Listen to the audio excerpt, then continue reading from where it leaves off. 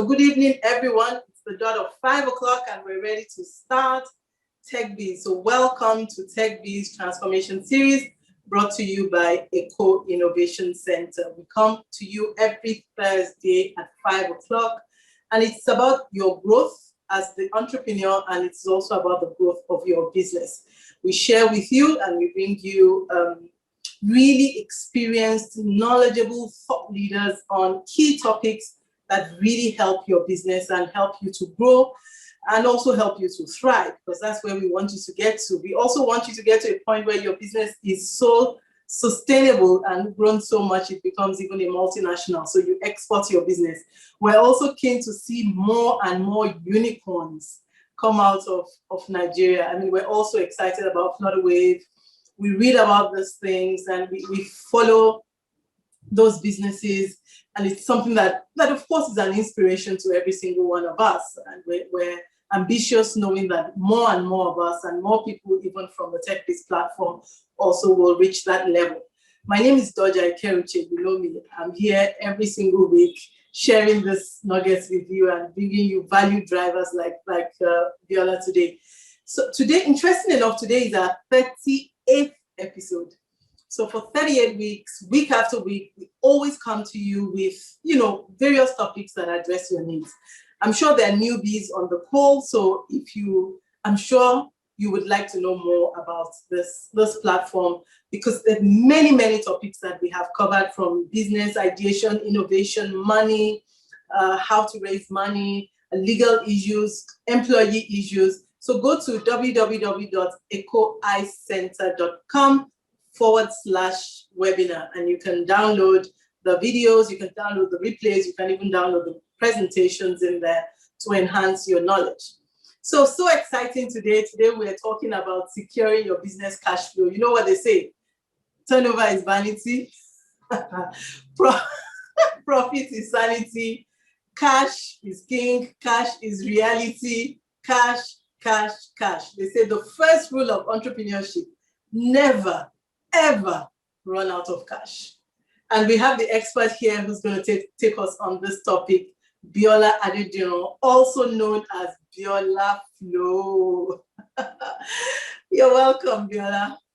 Thank you. Thank you so much. Wow, it's such an honor and privilege to be here this evening to be shared with you, very distinguished ladies and gentlemen, entrepreneurs who are running businesses, who are seeking to make an impact in their world, and I want to believe that we are all in business because we want to add value to the society. We also want to add value to ourselves, right?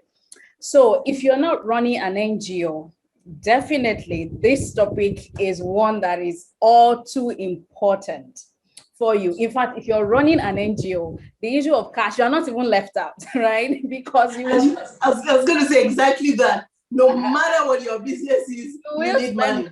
Right? So whether you're a not-for-profit or you're a for-profit business, you definitely need money, right?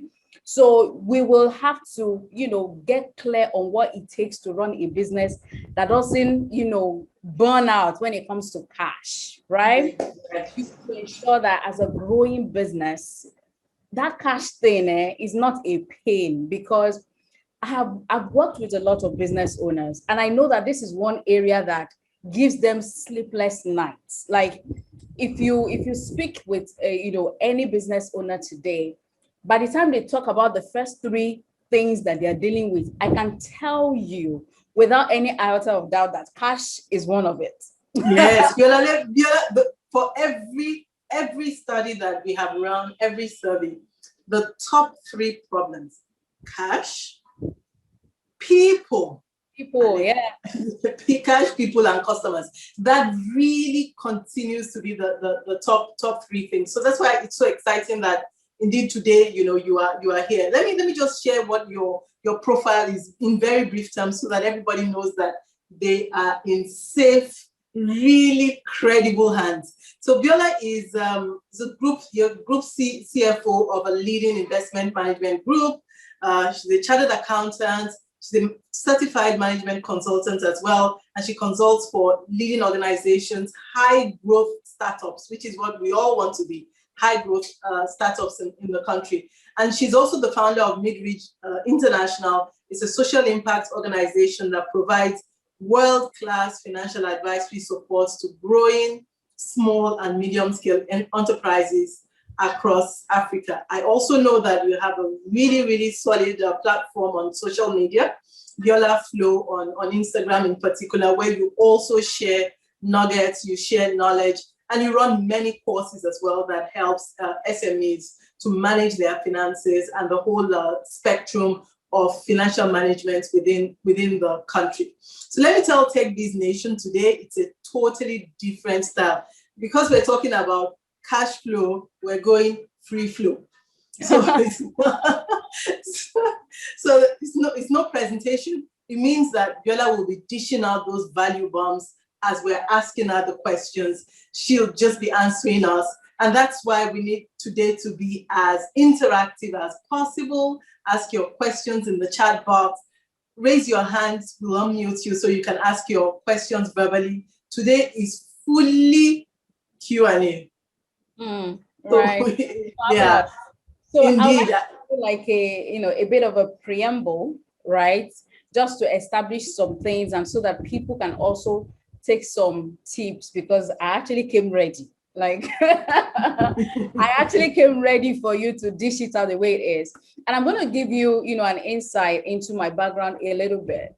So I work for the most part as a consultant, right, with KPMG, and that gave me an opportunity to work with a lot of multinationals and blue chip companies. And then, of course, I moved into the industry where I was working in a group CFO capacity for a conglomerate, right? So cash flow is like my headache every day.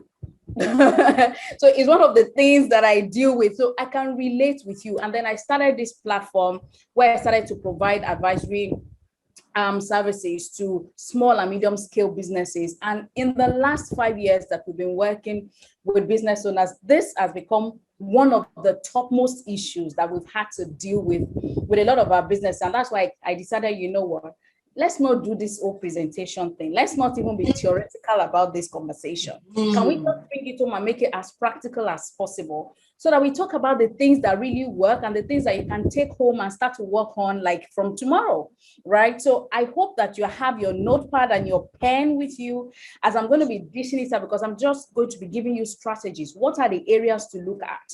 Because the truth is that whether you're just starting the business, or your business is already growing, like you've been able to get some level of traction in the market, you've gotten some level of market demand for your products and your services, such that you can establish a pattern to how your cash comes in, it still doesn't mean that you will not have issues with cash flows at one point or the other. So it's important that, first of all, you establish where you are in business. If you are a startup, for instance, I guess the kind of challenges you probably would even have will be different from a business that is trying to scale. Because a business that is trying to scale is looking for expansion money, right? You want to create more products, you want to enter new markets, you want to, increase your customer base or your access to markets and stuff like that. So it may mean that you are making some capital investments. And so so I was going to say that money is for CapEx. Exactly. So it means that you need some serious money for capital expenditure, expansion, and you're setting up new branches, you're increasing your inventory, buying more stock, and all of that. And a business that is just starting up, you're just trying to take your minimum viable product to market, right? You're trying to secure a space where you start the business from. And because you have not even started to make sales, you need to have some level of cash flow that gets you going, to the point where your cash flow now becomes quite a bit regular and then predictable, because we're going to be talking about the fact that you need to have what I call a rolling cash flow forecast. But I can imagine somebody who is just starting out in business telling me already, how can I even come up with a cash flow forecast when I'm just starting out in business? Like, I don't even know where the money is going to come from. So basically, it's really just, first of all, establishing where you are in your business, and then really being conscious about what your money issues are. Okay, right? And where I'm going to start from, first of all, is whether you're just starting out, right? Or you've been in business and you're growing and you're looking to scale. One of the things that I have seen over time that a lot of businesses don't pay attention to is that You sell on credit and then you don't follow up. You know, there's something that is called working capital circle. Absolutely. When you start your business, right? It's either you're starting your business with a loan, so you got a loan from the bank and you put it into the business, or you start with your savings or monies that you borrow from friends and families and all that, or you have some interesting investor, some angel investor gave you money and then you're starting the business. Either way, money is coming into the business and you're starting with it. That's your capital. Now that capital will transform into different forms in your hands. Okay, so that capital will become different type of assets in your hands. Mm-hmm. While you're holding the capital, it is cash. But if you're in a product-based business, maybe you are into manufacturing, for instance, you will buy raw materials. So that transforms into raw materials in your hand. And then the raw materials you will process, it will become finished products that you can take to market, right? Remember you started, let's even use examples. Let's say you started your business with 1 million naira. Now, out of the 1 million naira, let's say you secured the space rental, or maybe you're even working from home. And then the immediate things you started to buy were your raw materials. You spend money on certain expenses, transportation. Maybe you did a little bit of advertisement. Maybe you hired 1 or 2 people to help you, maybe a sales team or whatever. Remember that part of that money has gone into everyday expenses. Part of the money has gone into assets, like your stock of raw materials. Now you will process that your raw material, it becomes finished goods, and then you take it to market, right? Now, when you take your products to market, you are looking to transfer that your raw materials, the finished goods, back to cash. What is called working capital circle is that circle, how your cash comes back to cash. Okay? The longer that circle is, the more probable that you will have cash flow issues. The longer it takes for your working capital, the longer your working capital circle is, the most probable you are likely to have cash flow issues. So what I'm saying in essence is that you have to be on top of that whole flow. How does your cash move from raw materials to finished product and back into your hand as cash? So if at any point in time you break that circle such that part of your money is hanging in the hands of people that you have sold to on credit and they are not paying you back on time, guess what? Your capital is stuck out there. And so it reduces the level at which you can quickly turn it over and make more money on top of that money. That is why some people will start business and they will tell you their business is not growing. The business is not growing because they are not turning over the capital that they started with. Remember that the 1 million that you started your business with, part of it has gone into expenses. That one is not coming back. The one that is coming back is the one that went into assets that can, be sold to somebody, and then the person can pay you money, and then you can turn it over and over and over again. And then the profit that you generate on all of those transactions will continue to fund your expenses. The moment your capital is what you are using to fund expenses in the long term. So in the short term, yes, you will part with some of your capital to fund your expenses. But if you do that for so long, such that you're not able to now generate enough in your business to take care of your expenses while your capital keeps coming back and you're turning it over, guess what? You're about to get into some cash flow issues, right? That's how it starts. So the first thing you want to do is, whether you're a service-based business or you're a product-based business, if you offer your products or your services on credit, make sure that you have what is called a credit management policy. If you give people 7 days, make sure you get your money back within 7 days. Make sure you have a procedure in place that helps you to follow up very quickly. Before you even get into the process of following up, first of all, send your invoices right away. The moment you are concluding that transaction, the person is saying, okay, we're coming to pick the product or whatever, or maybe you've shipped the product, or maybe before you ship the product to them, ensure that you have already sent your invoices. And everybody is on the same page. There is no discrepancy. There is no, oh, I thought it was this, I didn't think it was that. Or were you going to charge me VAT, or were you not going to charge me VAT? All of those conversations are already sorted. So that it's not when they want to pay you that you'll be having back and forth and then your payment gets delayed. So the first thing I would say to you is, ensure that you send your invoices right away, and make sure you stay on top of your invoicing with your customers, and make sure that they acknowledge, because they can tell you, oh, I did not see your email, or I did not see, they can come up with all manner of anything that can stop your cash from coming back to you very quickly. Make sure you nip it in the bud, right? That is one thing. Some people use software to actually do these things, right? Some people use Wave, QuickBooks, Sage. and all of those cloud-based accounting solutions that actually help you with your invoicing. You can use that as well.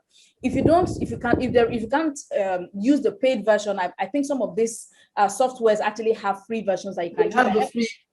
Automate invoicing very quickly. And even if you are using the manual, whatever, just make sure that you're on top of it and there is no day that finishes without you really concluding on all of your transactions. Number two, get your customers to pay you on time. That is one of the issues that you would have. I already spoke to you. Apart from the fact that you have a credit policy that ensures that if you're giving them 7 days to pay, 15 days to pay, 30 days to pay, they meet up with that. There must be penalty for them if they don't meet up with that. And it must be in your policy. Do you have a question? Yes. So when you have corporate clients who have extended payment policies, right? So their payment policy is a 60-day payment duration. In those kinds of situations, because now, I mean, you say define a credit policy. When you deal with those kind of clients, how do you manage your cycle there? Okay, fantastic. So if you deal with corporates, because I know it's corporates that usually have this sort of things, right? Very true. You need to be aware of your cash flow situation as a business, so that you will know the kind of business that you can take and whether you may have to renegotiate certain things, or you look for maybe like something that you can fall back on just in case that money doesn't come within the time that you need it. So let's imagine that you're working with a number of corporate clients that have 60-day policy. Are you able to afford 60 days? Like, do you have enough cash to carry you, to tag you along till that money comes? And that is why you need to be aware of your cash flow situation. Now, you cannot have the same type of customers and all of them are demanding 60 days. You have to diversify your customer base. There have to be people that pay you right immediately. And it is that will allow you to be able to offer that kind of credit to people that will say, okay, it will take me 60 days. Again, if somebody is saying, pay me in 60 days, what are they paying on top? You have to charge them extra for it. You're not going to be charging them the same thing you will charge the person that is paying you today. It doesn't make sense, right? So they must be paying extra for because there is time value of money, right? What you will buy today with the money, by the time they come in 60 days, inflation, things happening. This where cost becomes maybe higher. To buy the same thing with the same amount of money. So in effect, if you don't price these things, if you don't price all of these factors into your pricing, especially as you deal with those people that you're giving credit, you probably are doing your business at a loss. Because if your pricing is not right, when that money comes back, value of that money has actually dropped within the 2 months period or 3 months period that you have given it to them. So you are losing value as a business owner. That's not how to do business. You have to know where you are as a business, right? You have to diversify your customer base so that there are people that are paying you within a week, there are people that are paying you within 2 weeks, there are people that are paying you within 3 weeks, 1 month, and it's not everybody that is on a long-term thing. So I was going to get there, but thank God that you've asked that question. I'm happy, it's very spot on. So you need to get your customers to pay on time as well. And how you do that is offer them incentives. Okay, offer them incentives that make them pay. So if you pay now, you get to pay XYZ, but if you pay later, you pay, maybe 10% more, right? Just give them something that makes them want to get the offer now and pay you now, because you give them a sense of, oh, you're going to be missing something, or you're going to have to pay more if you're going to wait an extra 1 week or an extra 1 month. Depending on the kind of business you are now, this may not, be possible for every business. But just looking at your own peculiar business, if that is possible, then that's a strategy to obviously adopt, right? So that you can get your customers to actually pay you faster. Like I said, in terms of getting your customers to pay you faster, invoice reminders, don't expect that the customer will remember. They may not. So schedule email reminders that you're going to send to them, or whether it's a call. In fact, as a matter of fact, if you're a small business, calls are better. Right? Because somebody can tell you they did not see your email. Yes. Get on your WhatsApp very quickly. And on a daily basis, make sure you are touching base with your customers, especially those people that are owing you. Have a database. I have a young man that came to me one time.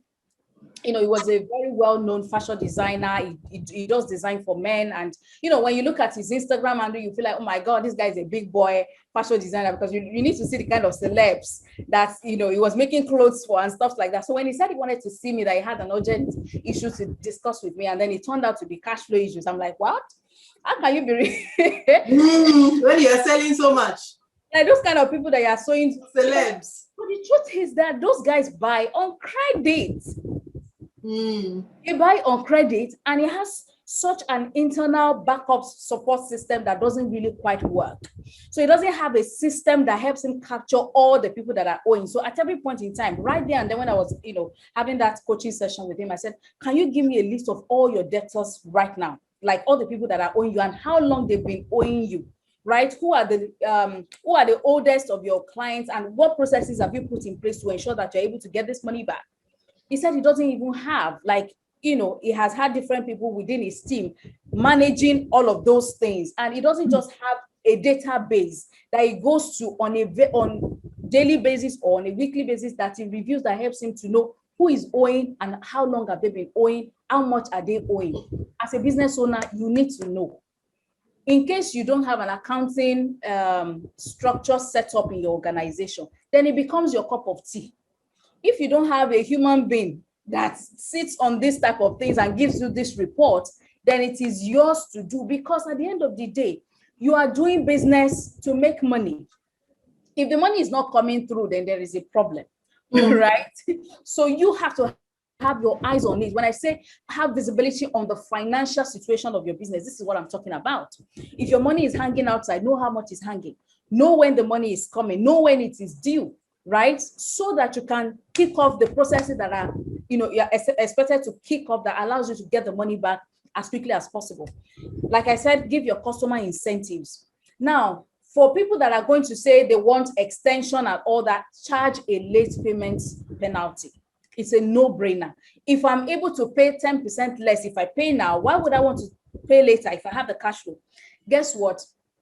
The truth is that if you don't balance your own payment, so for instance, you buy from other suppliers, let's say you buy your raw materials or you buy some other services from other suppliers that allow you to be able to meet the demand of your customers, and you are paying your suppliers like immediately. Meanwhile, when you are selling to people who will pay you later. There's already a mismatch. Exactly. I was going to ask you about payables.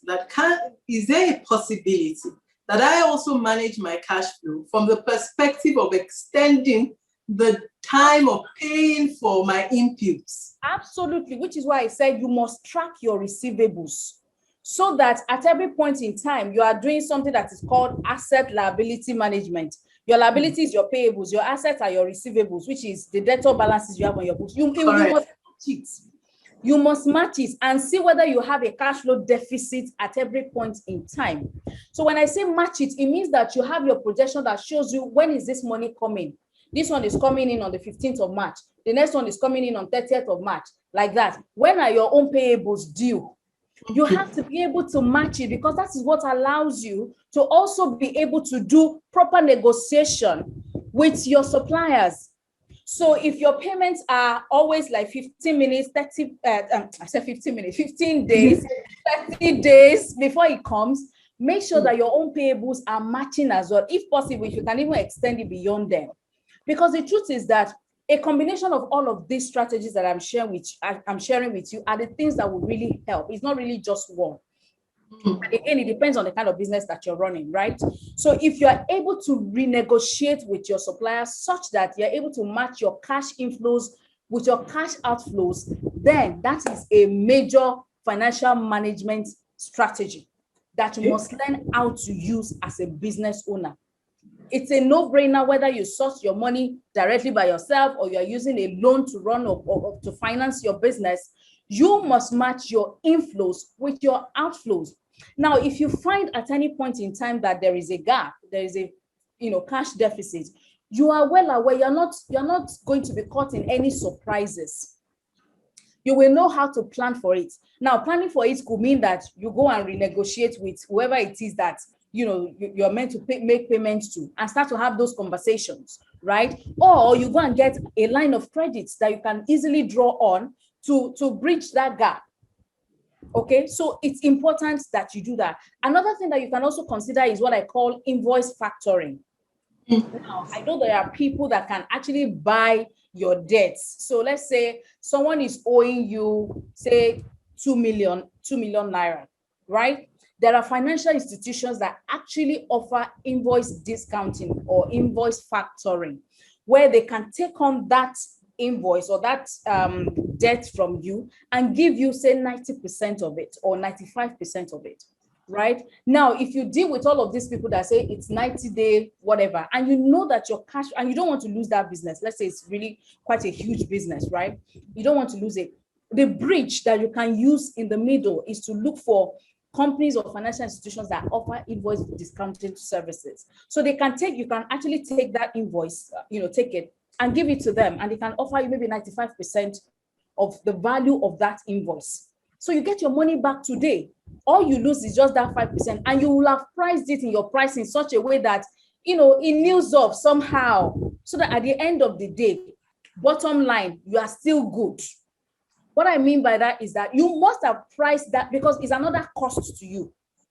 Okay, that discount is another cost to you as a business. So you must have looked for a way to price it somehow in what you are finalizing with your customers, such that by the time you're parting out with 5% as invoice discount, net, you are still profitable. It's just that you're not getting as much profit as you'll have gotten if you got your money 100% today. But are you able to part with 5% that allows you to have your money today, and you can turn that cash quickly? So you have to look at it, right? And see whether it's an option for you, because I know a lot of B2B businesses that do these things. Yeah. So I was going to go into, okay, I'm sorry I interrupted you. Please go ahead, because I just want to make sure that my question is related to exactly what you just said, which is about invoice financing versus invoice factoring. Right? Are they the same thing? Which is that I receive a PO from a company to supply whatever it is that I'm selling, and they're not going to pay me until 60 days. But the PO is so huge, it's 60 million. I don't want to miss it. But I don't even have the funds to fulfill the entire 60 million, so I need to look for the funds. That's one side. On another side is I've supplied all the 60 million, but I'm not going to get my money until 60 days time. But I want to get my money quickly so that I can manage that working capital flow that you mentioned right at the beginning, right? What is the difference? Which would you advise? Which would you guide? So there is none of it that is right or wrong, okay? It depends on your own circumstances. Now, for some people, it is invoice factoring, meaning that it's a process where you are selling your unpaid invoice to another company in exchange for immediate cash today. Correct. That's what invoice factoring is. Invoice financing is you have an order to fulfill, you don't have the cash, right? You then go and meet another company who provides the funding for you to be able to, meet your order, as it were. So it's a form of financing that does not require you going through the bank or the rigor of getting a loan and all that. They're usually very short term, right? They're usually very, very short term, and it's a way to augment your working capital. Do you understand? It's a way to augment your working capital. So either way, it depends. It depends on where you are. In the instance where you were able to actually deliver on the order, but your money isn't coming right now, and you have somebody that can offer you your money right now for just a little less, you pay, they offer you a discount, or you offer them a discount rather, So those are options that you can actually use. Another option that you can use to, manage your cash flow as much as possible, especially where maybe cash flow is tight, is increase your prices. That is, if you operate in a market that allows you to do that. Now, some of us are running businesses where we are price takers, like the market determines the price. So if your cash flow is poor, it may be time for you to actually consider increasing your prices, the prices for your products, or take a look at your products and see what you can do that can help you offer a bit more value such that you can price it higher. So you can consider bundling. Okay, you can consider bundling a high-end product with a low-end product and then charge a bit higher than if you had sold those products. You can just work out your prices in a way that allows you to charge a bit more. Now, if you're a price taker, there's only so much you can do. If you're in an industry where there is stiff price competition, then pricing is not I wouldn't even advise you to go there, right? I won't even advise you to go there, because what it means is that if you make the mistake of increasing your prices, they are just going to your competitor straight. Yes, you're creating demand for your competitor. Exactly. So in your own instance, what you might be looking at is, where can I get cost reduction in my business? Look at your production cycle. Look at the process by which you provide that service, and find how you can reduce your costs to the barest minimum. So look for cost optimization within the business that allows you to produce that product at a cheaper price. One of your options could be, you're looking for alternatives to the people that supply you. So you have to look for alternatives to where you source your raw materials, so that you can source them at cheaper costs. Apart from that, what are your overheads? What are the things you can cut down on that will make your cost price a lot cheaper, so that you can maintain the same price and still be able to, get that cash flow, or at least ensure that you're getting enough business in, so that you don't lose customers, and then you get sales in and you can get your cash flow stabilized. Ask yourself, what are my competitors charging, right? You can take a cue from that, but I don't even advise that you go head to head with your competitors. The reason I say that is that many times your cost structures are not the same. So let's say that your competitor is running their business, they are funding their business largely on 100% through equity, meaning their own money. They did not borrow money from anybody. So they are not paying interest. They are not doing any sort of thing. And maybe they even have some other advantage in terms of scale, right? That they are able to leverage. Scale could mean in terms of access to raw materials that are cheaper, because they've been able to leverage a network, a relationship, or whatever. You may not have that leverage. Okay. Now, another thing could also be that if you are financing your own business by way of interest, you have additional leverage that you need to account for in your pricing. So your pricing cannot be the same with the person that is financing their own business with equity alone. You have to find a balance that ensures that you are able to offer value to your customers and make them come to you, right? But at the end of the day, it's a fine line between charging higher and not losing market, and showing, positioning the value that you offer. So you're not going to be competing based on price. Yes. You'll be competing based on value. Because if you want to go head to head with your customers, you're going to be playing a losing game. You will make the sale, but at the end of the day, you will find that as you are making the sales, more than 90% of it is going back to your costs. At the end of the day, you have very lean margin to work with. So if there's anything that happens in the business, you don't have enough cash flow reserve, to wiggle around it. You have a question? Yes, no, well, it's not a question. I want to just remind everyone that they can post their questions now in the chat box. They can raise their hands and we can unmute them so they can ask their questions verbally. I already have some questions in the chat box, because it's always like, this is about money. And you are absolutely spot on when you say each person's situation is fairly different, right? Each person's competitive scenario is also different. In the tech world, you may have a very high upfront, heavy lifting from a cost input point of view. Meanwhile, your customers' payment is in little amounts. So I give you an example. You develop an app, right? There's a cost to developing it, the software, the overhead, software engineers, and all the rest, and the technology that backs it up. And then when you launch it into the market, the subscription is like what, 1,000 naira per month. So it's a gradual build-up from a cash flow point of view in the tech world. So maybe we can get to that point where you help us have a view of how do you manage in that space.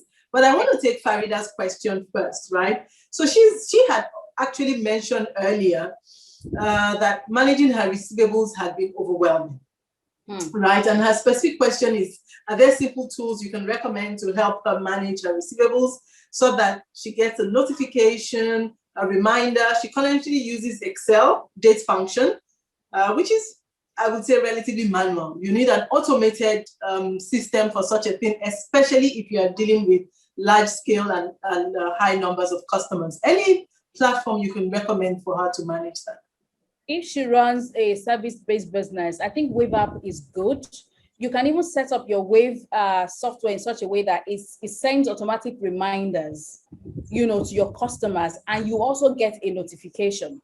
So let's say a customer has made a deposit payment and they haven't paid the balance. It sends a reminder and it also tells you. So you can actually, what's that thing? You can configure it in such a way that it sends you reminders, let's say every 3 days or every week, depending on whatever it is that you set on it. And then you can also download a report that shows you all your receivables that are outstanding, such that you are able to see that. Another one is Sage. Sage allows you to also manage your receivables as much as possible. In fact, you can download your receivables reports such that you can see all the customers and the amount that is pending against each customer's name and how long it's been pending. So your business, depending on how voluminous your transactions are, you may have to gradually move from manual process to an automated process that removes the overwhelm from you in terms of now tracking, looking from one Excel to another. Now, if your laptop crashes or you mistakenly delete the whatever, you lose the data, and that can be very, very disastrous, right? So my best bet will be automate it so that you know that it's cloud-based. You can always get this information. You can also do it in such a way that you can download a report per time. And if you decide that every Monday is when I look at my receivables list, and then I can map out a plan of action on how I'm going to follow up on what is outstanding, for the course of the week, I think is a fantastic way to go about it. But don't let a week go without, looking at that report and ensuring that you track it, especially if your line of business is very big on credit sales. Now, I was going to go back to what you were saying to the tech businesses where there's an upfront investment cash outlay that has gone out, right? And then now you are, let's say your app is a subscription-based app, right? Where people maybe subscribe on a monthly basis. You have to focus on your cash burn rate. Cash burn rate, that's the rate of burning cash. So a lot of these software developers usually get, some of them are able to raise money, right, while they're building the app, right? It's important for you, okay, to do your projection in a way that you know how long it would take you before you can actually start to get enough cash that allows you to cover your operating expenses. Remember that the initial investment you make is in the development cost, essentially. Development cost. And a larger percentage of that is what you pay to your developers, right? Apart from buying the licenses and all of those things. And the technology, that's correct. Yeah, you buy the licenses and all of that. The biggest cost, if you ask any one of them, is developers, especially some of them that maybe use developers abroad, bring them on their team. So it can be huge. So you have to ensure that if you have an initial capital that you're working with, pay attention to your cash burn rate, number one. Two, you have to ensure that you create different packages that your customers or your potential clients can subscribe to, right? You can create different packages that allow people to sign up quarterly, to sign up annually. If more people are able to sign up annually, it means that you get more cash today than you will get if you have a lot of people signing up monthly. Okay, so you have to vary it. Apart from subscription-based model, you may be able to create something, in addition to your app that allows you to generate revenue through other sources. Now, some people may be able to build apps that allow them to be able to charge transaction fees. So let's say you conduct transaction through my software or through my app. Let's say it's a buyer meets seller type of platform, right? And you've developed an app that allows people to transact on your platform. You have to be able to introduce, some level of transaction fees. So that forms another source of revenue for the business. And I'm going to say this for all the businesses represented here, whether you're in tech business or any type of business, you cannot afford to have only one line of income stream, because that is like a recipe for cash flow wahala.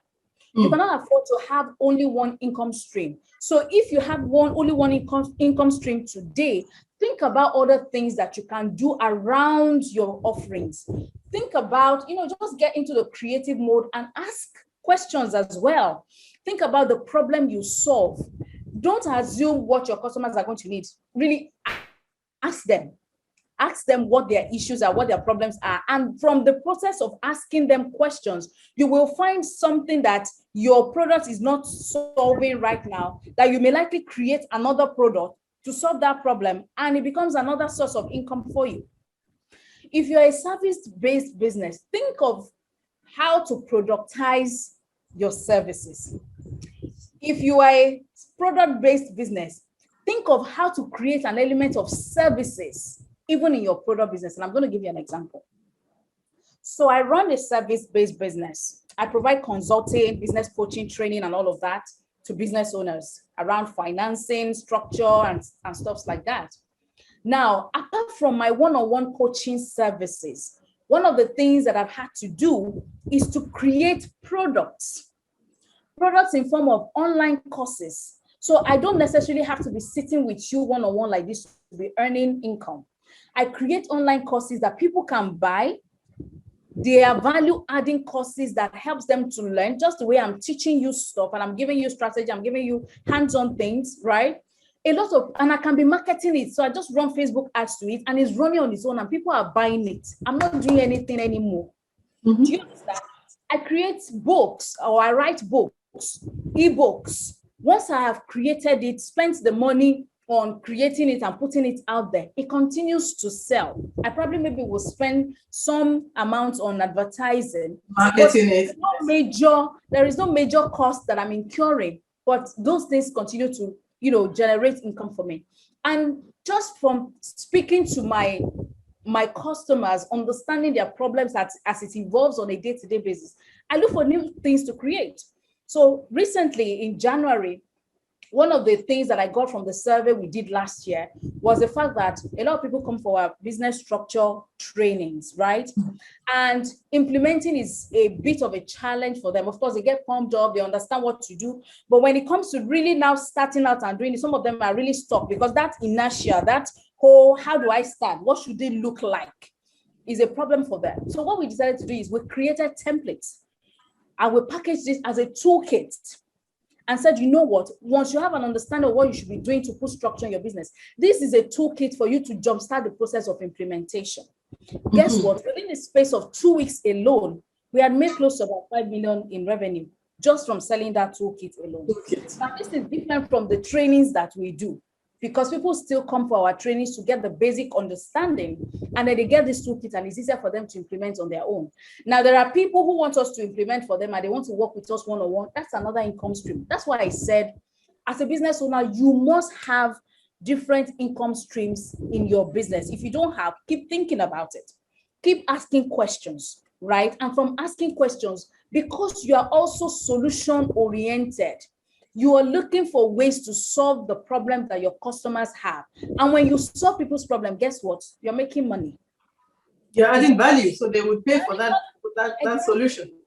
Exactly. So just look for how you're going to, first of all, look for how to solve your customers' all the other problems that they have that your products may not be capturing right now. Ask them, they will tell you, and you may be able to do it. If you don't have the resources to do it right now, you may even find a partnership that you can leverage to be able to provide a product that serves, your customer. Another thing is expand your market. Think of expanding your market. Remember that, how much cash flow you have is also a function of how much sales you're making. That's where the problem comes from in the first place. So if your problem is that you're not making enough sales, you need to pay attention to that.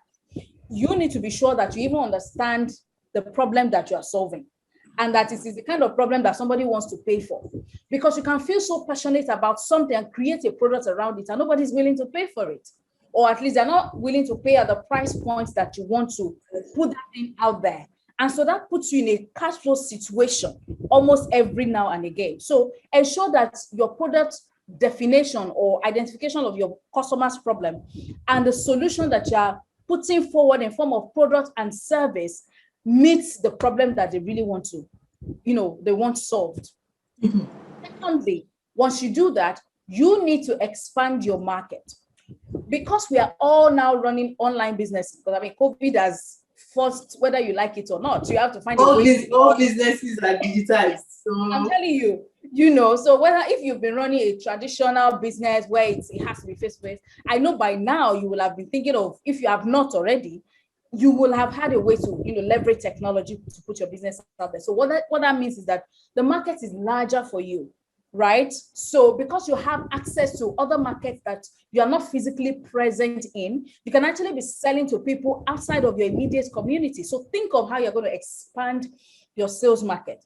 I also already talked about diversifying your customer base, you know, in terms of the people that are buying from you on wholesale, and they will need an extended payment terms for them to be able to come back with their payment, and people that are able to pay you immediately. So it may be, for you, it may be a mix of wholesaling and retailing. You know, if retailing is what helps you to get a cash flow coming in, then you have to embrace people that are able to, you know, pick up those things maybe in smaller volumes, and they can pay you back quickly. So diversify your customer base. Look for other people who also need your products that are not the people that you currently serve. Now, this may be people who are using your products as an add-on, add-on, yeah, as a complement to their own products. So don't focus on the people that you're selling to directly who are consuming your products directly. Focus on people who can use your products as, you know, a complement to their own products, or something that can enhance the value of their own products. Do you see what I mean? Sure, absolutely. You know, I was going to ask. Okay, please, sorry, go ahead, because we have another question in the chat box that I want to ask. But I like the critical 3 to 4 things that I'm pulling out of here. And guys, these are real value bombs, right? The first thing you said is, if you offer services, find a way to add on products, which is, you know, absolutely amazing, because then if something impacts one category or one industry, you still have a backup. If you offer service, on the other hand, as well, find a way to productify it. I like the examples that you gave. Are you still there? It looks like she froze. Indeed, that's what happened. Is it my network? Viola, are you there?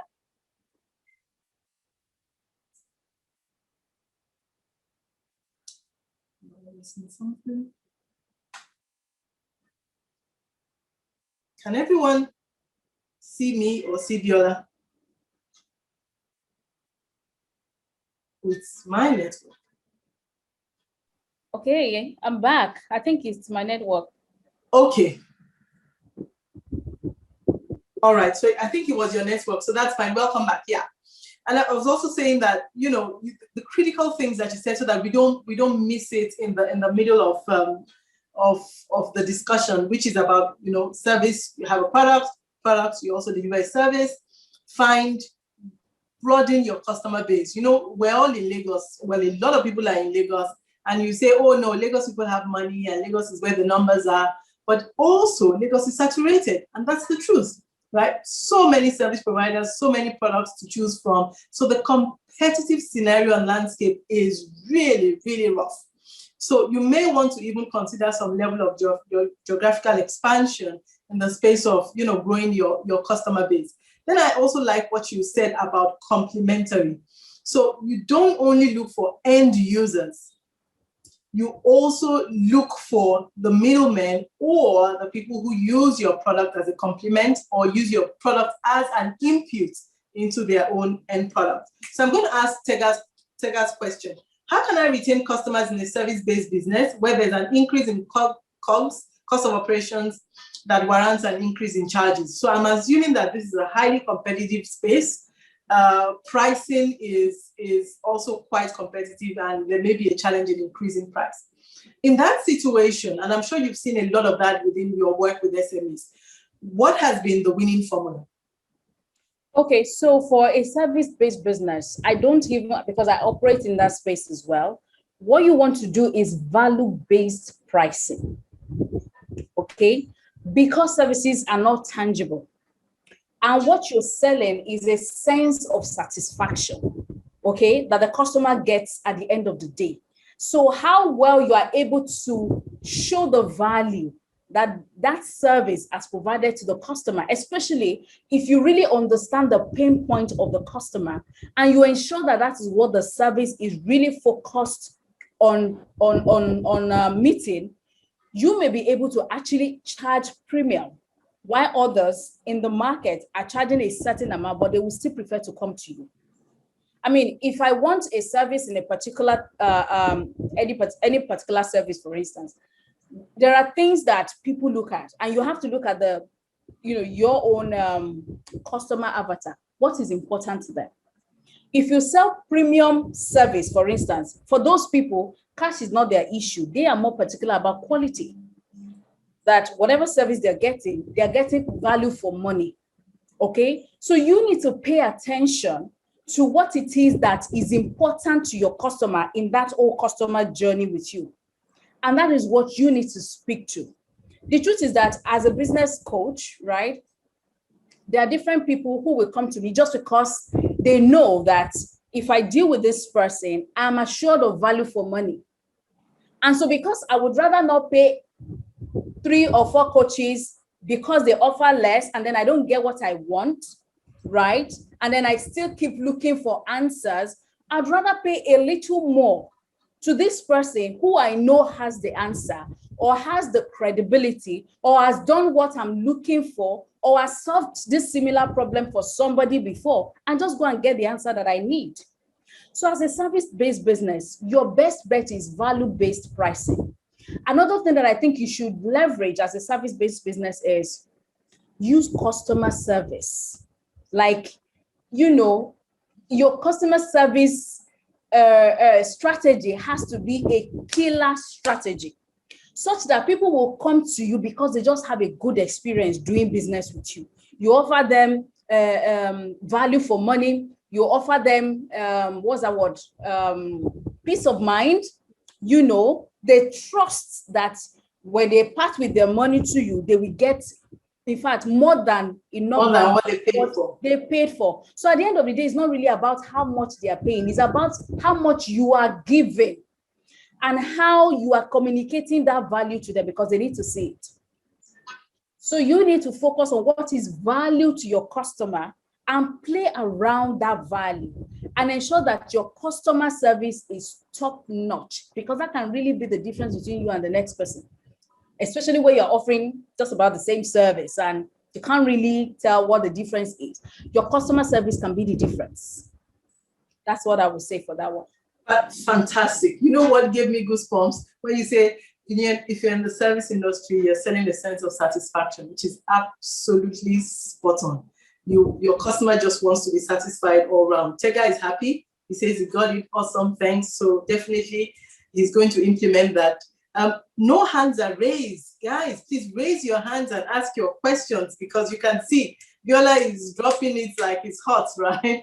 The examples on customer service, on the need to satisfy your customer, even over and beyond, offer value. Of course, you are pricing on the basis of that value. And let's not just be stuck on pricing, because a lot of times, even mentally already, an entrepreneur is stuck. Oh, mine is 5. The next person is offering it for 4. The minute you see somebody who is offering it for 350, you almost have a heart attack. Meanwhile, what you can do is package yours in such a different way that indeed the customer is willing to pay, or you even offer some, some freebie at the beginning. So, there are incentives to actually build on, so you can strengthen the offering. So Chris is saying, I think she already answered almost all the questions before we asked. So you preempted everyone and you came with all of the load. We're going to end at 6 on the dot so that we make sure we're keeping to time as we agreed. We know that it's in the evening and there are a number of things to go. Now, I want to ask you one question still that's coming from, the beginning of the registration when people registered. And the point on cash flow still remains on that, where you said the burn rates and the fume dates, which is one day the cash is going to end on the basis of what you have on hand, unless and until you are able to sell and the money comes in. You asked us to create a clear schedule on how we are burning the money. Isn't that what you said? Yes. Okay. Now, when I make a schedule, it's on the basis of a certain forecast, a certain projection. And things go certainly out of hand, which means I have to spend a lot more over and above what I had initially planned. Unfortunately, the inflow is not coming as I projected.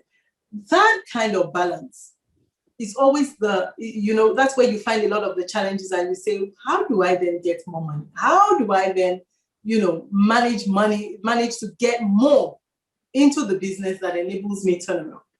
Right.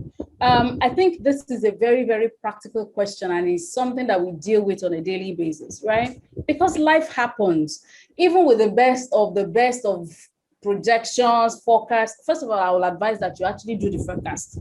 At least you know what to expect, right? And in the case of eventualities, you're better prepared than somebody that did not even do anything at all.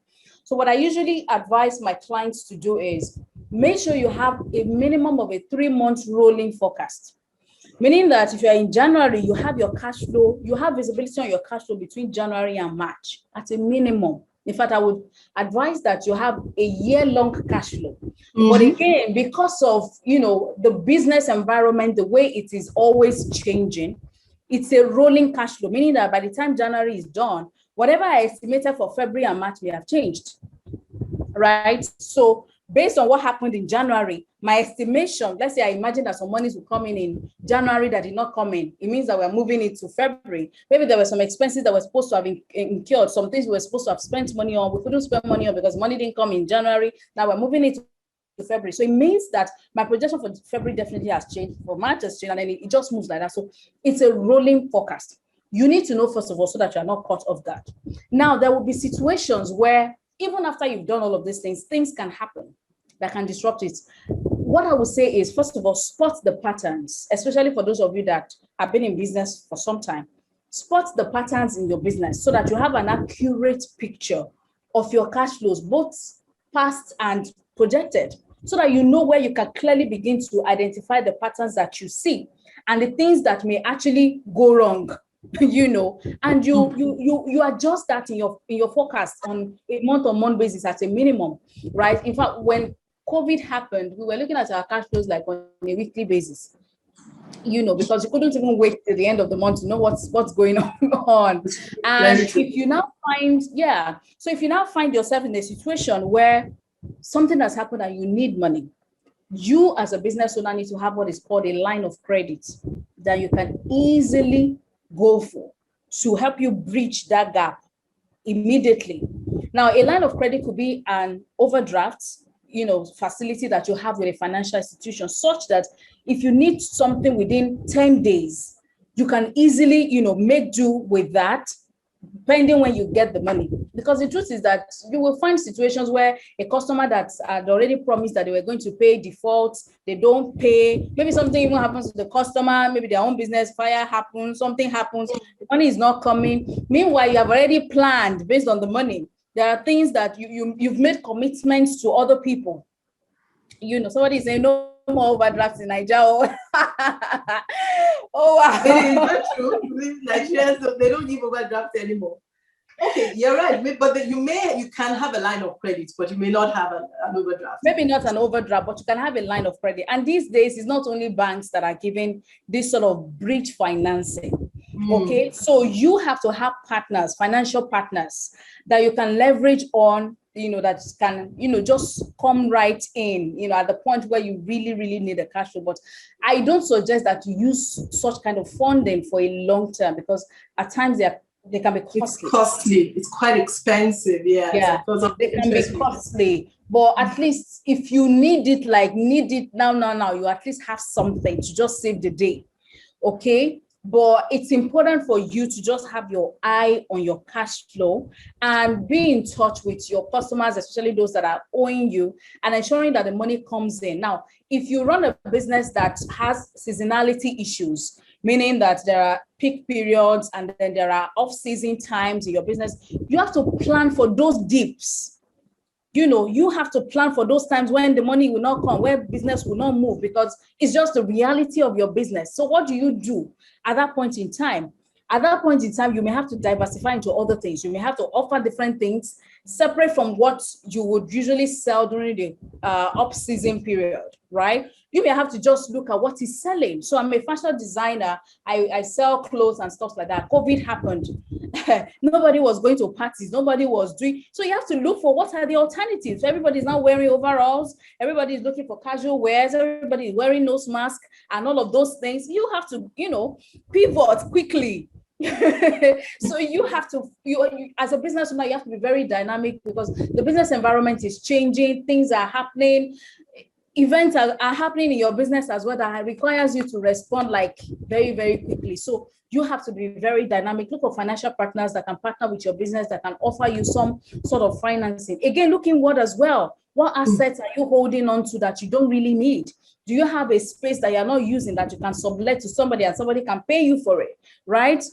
Can you sell certain things at a little lower than the prices that you were putting it out there in a way that you don't particularly lose out altogether, but you can quickly still get some cash in? I mean, those are really alternatives that you can work with to still get some cash flow in at times where cash becomes a problem. Thank you, Biola. I think you already answered Jimson's question already, because he was asking about increasing profitability over and above different streams and reducing operating costs. Because now you've talked about, selling things, reassessing your entire business and try to see where else you can strip and where else you can actually monetize. Biola, I'm going to ask you one last question. I know I promised we're going to end at 6. And I want to thank you for this because you've done this free of charge and we really appreciate it. And I know that we've received so much value in this 1 hour. You've been so real, you've been so down to earth, and you've given us tangible solutions across various businesses, from products to service. Tell me one last thing. Is there something that we should know about Cashflow that you have not told us yet? Honestly, I can't think of anything right now that I haven't told you, but I think what you need to know is the fact that you have to understand your business well enough to be able to plan your cash flow. If you don't understand your business well enough, if you don't understand your customers well enough, if you don't understand the dynamism of your market, your industry well enough, planning your cash flow will be a Herculean task. So for me, it's really about understanding your business, understanding your cost structures, understanding the market you play in. What are the things happening in the market? Is technology disrupting the whole thing such that, it can have impact on the cash inflows for your business? Whatever those changes are, you have to be in tune and ensure that all of those things come back to you as a business owner. One last thing I'm going to say is, as a business owner, if you don't have a proper accounting structure, all of these things that we're talking about is just playing. Yes. Because that's where you start. If right now you're still running your business, you don't have a proper accounting structure set up that allows you to have a proper reporting of your numbers, what is going on, how much you're selling, how much you're buying, and all of that, you don't have those records, it will be tough for you to do all this cash flow planning that we're talking about. Let me just be real with you. That's where you start from. So let me say, that's the thing I did not mention. And I feel like it's so fundamental. It's in fact foundational. You told us now. Thank you. Conversations that we've been having. So that's where you start, because you must have the records that allows you to be able to draw predictions of what your future cash flows will be and how you can plan yourself around that. Absolutely. Listen, it's amazing. It's just great. Thank you so much, right? A lot of entrepreneurs, they don't want to look into the numbers, or the numbers are confusing. I'll just focus on marketing. I'll just focus on product development. I'll just focus on this and focus on that. Listen, guys, that's the oil of your business. That's the fuel of your business. That's the reality of your business. That's the foundation. That's everything about your business. So please pay attention. Please execute. You said something, Biola. You said, yes, there's the euphoria of everything that we learn, and we're pumped up and we want to go, but we just don't know where to start from. Guys, I'm saying again and again, the difference will be in the person who takes action on the basis of the learning. Samuel is saying it's an awesome session. Oluwaseyi says, thank you for the class. Amede also says a lot of value. Thank you very much. Adamu, the session is so loaded. Thank you so much. So thank you, Biola. I know you can see the chat box as well. I'm just reiterating it so that everyone also sees that we've received so much value this evening. Jimson, you said, please take this one question. What question is that? 6:05. That run, man. We told you we were going to end at 6. The guy says the cash has started flowing. Okay, now that's what we're talking about. that's the way. Thank you so much, friends. It's TechBiz. Friends, we're here every Thursday. Next week, we're going to be talking about network like a pro, because your network is so important, is so critical. You have value to bring to the network. The network also has value to bring to you. And today we've talked all the way about cash flow. One thing I want to say, right, because again, we've talked about all of these things, but people may still have questions, right? You know, they may have specific questions that pertain to their business. Follow me at Biola Flow on Instagram. You can send me a DM. I'll be more than happy to answer your questions. I also have an online course that talks a lot about business finance, how to master your business finances as an entrepreneur, because I know a lot of business owners are not numbers, numbers just make them jittery and they just feel like, I'd rather have somebody deal with it. But the truth is that I show you in that course how you as a business owner can double down and become a number savvy person, because you actually need it. Okay, so I'm happy to take as many questions as I can if you send me a DM on Instagram. Fantastic. Thank you, Biola. Biola Flow, she says. So Biola, Flow. I put it already in the chat box. Follow her on Instagram, DM her for further questions, and take advantage of this relationship network that has already been built. I'm sure Biola will charge you in a very good way, considering that you're coming from Just tell me you came from a co-innovation center. Co-innovation. Fantastic. Thank you, Biola. Everyone gives very good accolades in the chat box. Thank you. And we really appreciate the sense of professionalism. Amazing. Thank you, Glory Gail, for that feedback. We're going to wrap up now. I really appreciate your joining. I really appreciate your participation, for everyone who participated.